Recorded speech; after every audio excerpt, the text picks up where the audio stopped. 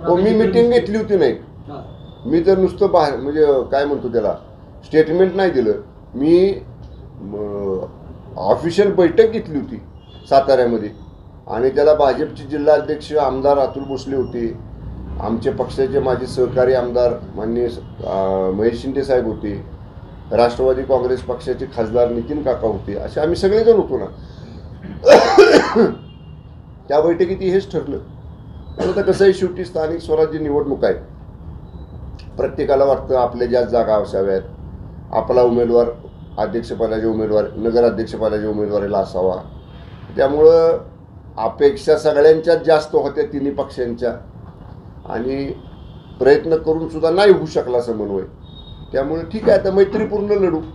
आम्ही महायुतीत आहोत आणि आम्हाला आमच्या तिघांच्याही नेत्याने, आमचे नेते आदरणीय एकनाथजी शिंदे साहेबांनी पण सांगितलं की जरी जिथं कुठं आपली युती होणार नाही, टोकाची टीका करू नका, गावाच्या विकासाच्या किंवा त्या स्थानिक मुद्द्यांवरती बोला.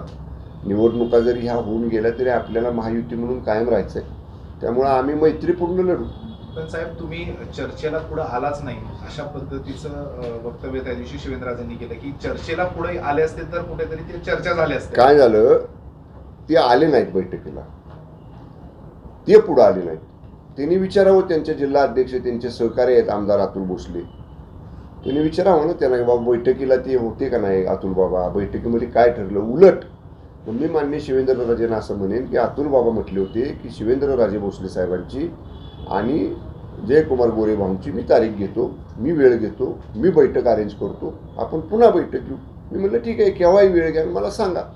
त्यांच्याकडनंच प्रतिसाद आला नाही. मी तर माझं कर्तव्य, माझी जबाबदारी पालकमंत्री म्हणून पहिली बैठक घेतली आणि मला वाटतं काही पत्रकार पण तिथं त्या दिवशी सर्किट हाऊसला होते बघायला की बैठक घेतली का नाही, का उगा आपलं मी कागदावली बैठक दाखवतोय असं नाही ना. मी घेतली बैठक. आता बाबाराजे जर म्हणत असतील शंभूराज पुढे झाले नाहीत तर त्यांनी मला कधी पुढे यायला सांगितलं, पुढे या म्हणून हाक मारली, ते पण सांगावं त्यांनी.